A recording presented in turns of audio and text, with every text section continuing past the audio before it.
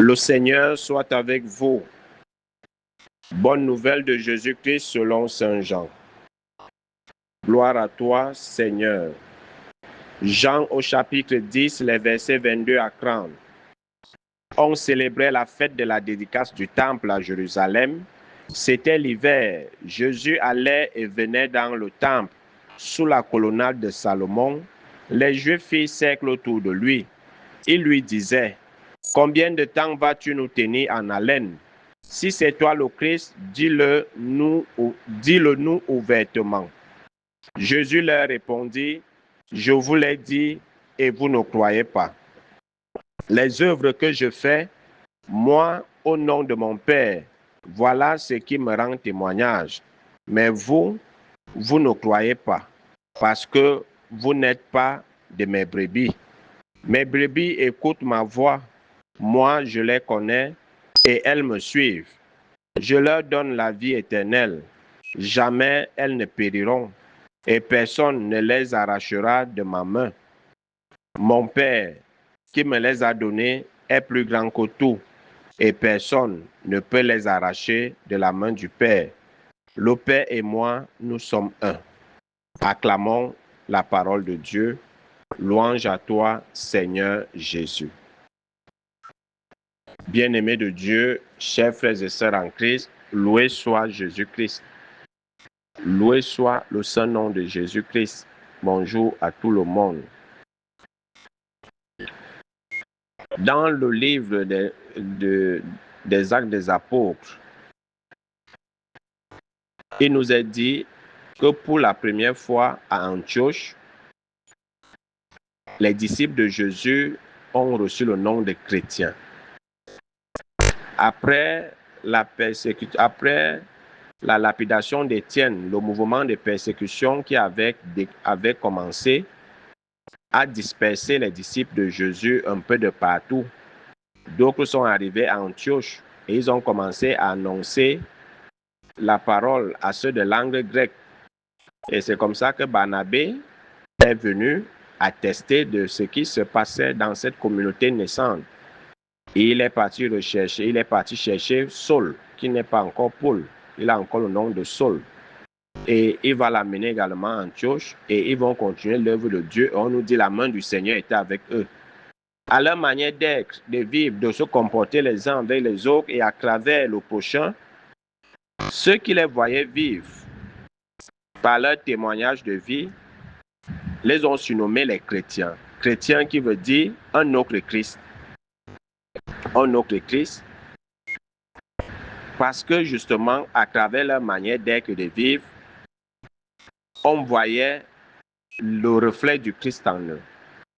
Moi, chrétien aujourd'hui, baptisé, confirmé, communié, marié même, prêtre, évêque, est-ce que je mérite encore de porter, est-ce que je mérite encore d'être appelé chrétien? Si mes actes, si ma vie ne reflète pas ce que le Christ nous demande d'être. Moi, je pense qu'aujourd'hui, dans cette génération tortueuse, comme nous l'a fait savoir les textes de dimanche, Pierre, dans la première lecture de dimanche, qui nous demandait de nous détourner de cette génération tortueuse, je pense que dans cette génération tortueuse dans laquelle nous sommes, nous devons avoir honte d'être appelés chrétiens. Parce que nous ne reflétons plus rien du Christ. Le Christ ne se reflète plus en nous. Or, nous devons être le reflet du Christ partout où nous sommes. Partout où Jésus passait, il faisait le bien. Est-ce que nous faisons encore le bien? Partout où il y a le mal, vous allez trouver ce qu'on appelle chrétien, parce que je préfère même mettre cette appellation entre parenthèses aujourd'hui. Parce que nous ne reflétons plus vraiment le visage du Christ dans ce monde. Nous sommes appelés à être celle de la terre, c'est-à-dire ceux-là qui donnent la saveur à ce monde, qui orientent ce monde, qui donnent du goût à ce monde. Mais ce n'est plus le cas. Au contraire, nous avons remplacé notre sel par le cube. Et voilà pourquoi nous sommes fades. tiède dans tout ce que nous faisons, dans tout ce que nous sommes. Nous sommes censés être la lumière du monde. Est-ce que nous éclairons encore ce monde qui s'enfonce dans les ténèbres? C'est nous, chrétiens, dans les assemblées, les sénats et tout ce qui va avec. C'est nous qui votons les lois sombres, les lois pour asservir le peuple, pour exploiter le peuple. C'est nous, chrétiens, et certains haussent même les épaules. J'étais petit séminariste, j'ai fait le petit séminaire, j'ai failli devenir prêtre. Mais aujourd'hui, tout ce que tu as appris, tout ce que tu as reçu comme formation religieuse, chrétienne, est-ce que cela se reflète à travers tes actes? Est-ce que lorsqu'on te voit vivre, on te voit faire, on te voit parler, est-ce qu'on peut encore t'appeler chrétien? On nous dit bien que c'est à Antioche pour la première fois que les disciples reçurent le nom de chrétiens, des petits Christ, des autres Christ. Mais aujourd'hui, moi je pense qu'on ne devrait plus nous appeler des chrétiens. Parce que beaucoup d'entre nous, vraiment, on salit cette image.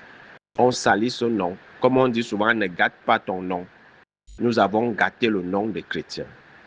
Le nom chrétien est gâté aujourd'hui.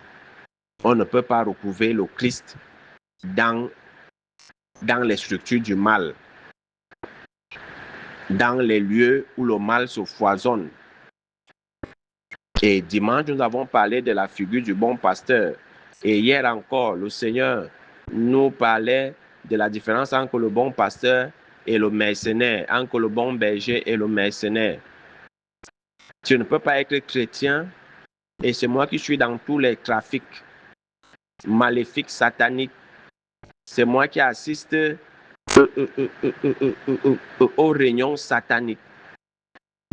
C'est moi qui utilise les gris-gris pour faire écouler ma marchandise. C'est moi qui fais des incantations sur ma marchandise.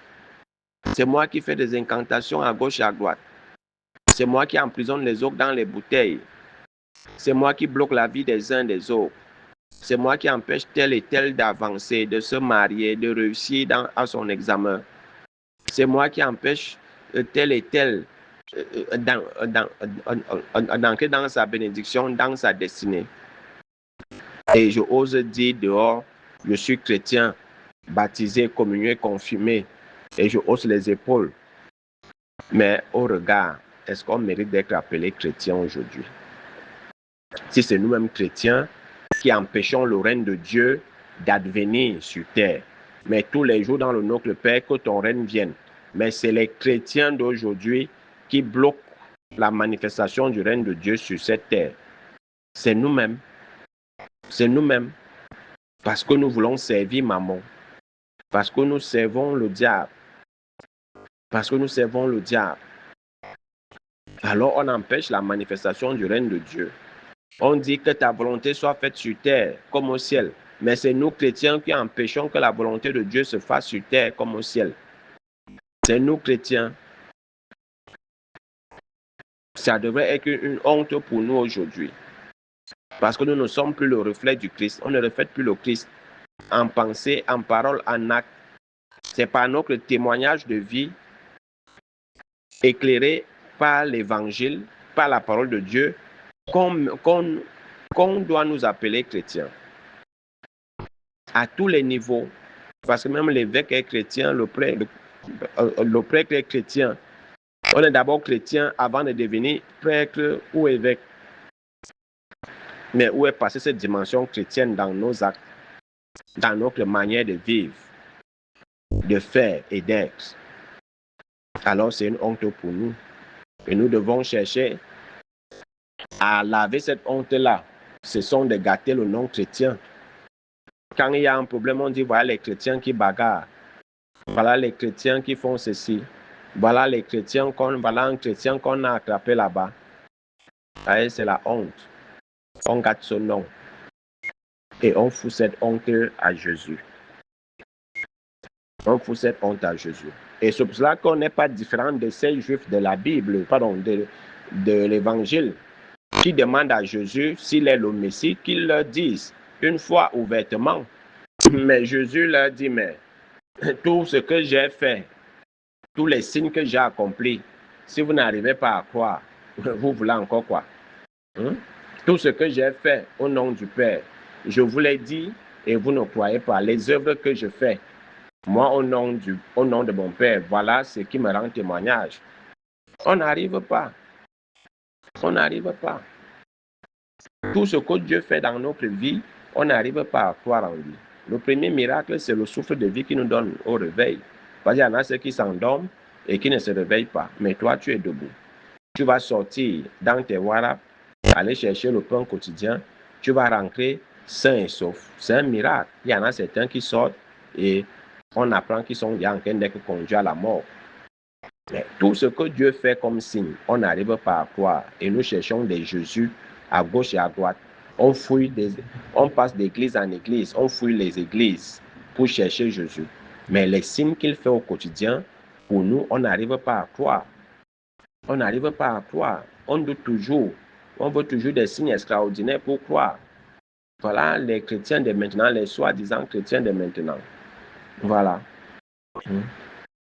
Et voilà pourquoi le Seigneur nous dit, vous ne me croyez pas, vous ne croyez pas parce que vous n'êtes pas de mes brebis. Il n'y a que ceux qui sont du troupeau du Seigneur qui savent lire les signes de la manifestation de la présence de Dieu dans leur vie. Je me suis levé le matin, c'est grâce à Dieu. Je suis reconnaissant pour ça. J'ai pu manger un beignet. Au moins aujourd'hui, c'est Dieu qui m'a donné ce beignet. Je suis rentré sain et sauf. C'est Dieu qui m'a protégé. Je suis en santé. C'est Dieu qui me maintient. Une brebis du Seigneur va reconnaître que tout ce qui lui arrive, tout ce qu'il a, vient de la providence de Dieu. Mais celui qui n'est pas la brebis du Seigneur ne peut pas croire que ce qu'il est ou ce qu'il a vient de Dieu. Il va toujours croire que ça vient de ses forces, de son intelligence, de sa beauté et autres. Et voilà pourquoi on cherche des Jésus à gauche et à droite.